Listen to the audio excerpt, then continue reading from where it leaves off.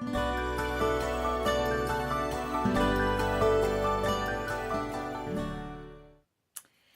friends, it is Read Through the Word, February the 10th. I want to take a second really quick to welcome the new people that are coming into our class. Honestly, I lost count. At last count I saw was like 1900. I know that we've exceeded that, and I know that more and more people are joining each day. And so if you are new and you are joining for the very first time today, welcome. I don't always say welcome to our new guests every day, but today I just felt like maybe somebody's popping on for the first time. Perhaps even somebody's been out for a little bit and popping back in and trying to catch up. And we are so glad to have you there. Those of you that have been with us every single day, congratulations. You were on February 10th. You've made it through the whole first month and 10 days of the second month.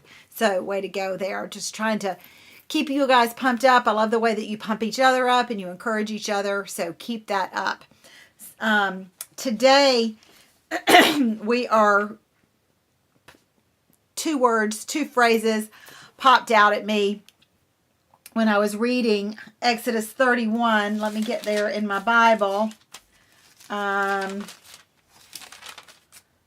say, and I used to know how to say these words, these names, and I'm not even going to try. I'm going to call them Biz and O, because that's all I'm going to try to be able to get out right now. Once upon a time, I remember trying to say those words and saying them almost right. But we're going to call them Biz and O, and we are going to celebrate the fact that they were specifically chosen and personally appointed. Specifically chosen and personally appointed by God to build this structure. Now, what a huge responsibility. Huge responsibility. I want us to recognize the weight of their assignment, of course. I want to recognize the gifts they were already gifted. Please notice that. Biz, it says about Biz, I have filled him with the Spirit of God, which again, we've said in another day, that is a huge thing for Old Testament. Filled him with the Spirit of God, giving him wisdom, great wisdom, not just wisdom, but great wisdom, ability, and expertise in all kinds of crafts. He is a master craftsman, expert in working with gold, silver, and bronze. He is skilled in engraving, mounting gemstones, and in carving wood. He is a master at every craft. And he personally appointed O as an assistant for Biz. How about that? So he has a personal assistant that also has a skill given to all craftsmen so that they can make all things I have commanded. It is so important for us to realize that God has a purpose for everyone. And if he calls us to that, he will enable us to do that. Not if, when. When he calls us to that purpose, he will enable us to accomplish that purpose. There is evidence from Genesis all the way to Revelation of men and women who were called, specifically chosen, and personally appointed for jobs, assignments, a great work, whatever you might want to call it. You've got Noah all the way back from building that ark, all the way to John receiving the revelation from God to write the book of Revelation. You've got Joseph. You've got Moses, this assignment that Moses is on right now. You've got Jonah. You have Ruth. You have Naomi. You have Esther. You have Deborah, the disciples, Paul, all of the prophets. I mean, I can't even begin to name them all. That God is in the business of inviting us into his work. He is God and he doesn't need us, but he invites us into his work so that we can experience him in a way that we never would have experienced him before. Amazing, amazing, amazing. That the creator of all of the universe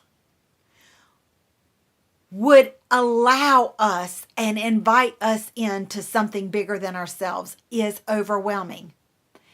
And to know that we don't have to do anything but submit to that call and to use our gifts as he shows us.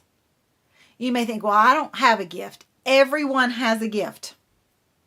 When you accept Christ, everyone has a gift given to them. And that gift is cultivated as you walk with God. It's developed and matured as you walk with God. Some people have more than one gift. Paul says, pray for all of them. But those gifts are listed for us in several different places. I put 1 Corinthians 12 passage there.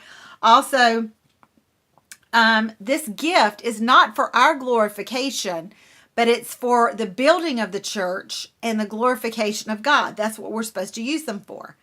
And we are seen as one body of Christ, one body of God, the church, not just First Baptist Matthews, or that's where I go to church, or First Baptist Indian Trail, that's another church in our area, or First Baptist Charlotte, that's another First Baptist, or First Baptist in Monroe, or First Baptist in Kalamazoo, or First Baptist Atlanta, or Church of Christ, or whatever your church might be, Elevation, Summit, whatever your church may be, we are all one church.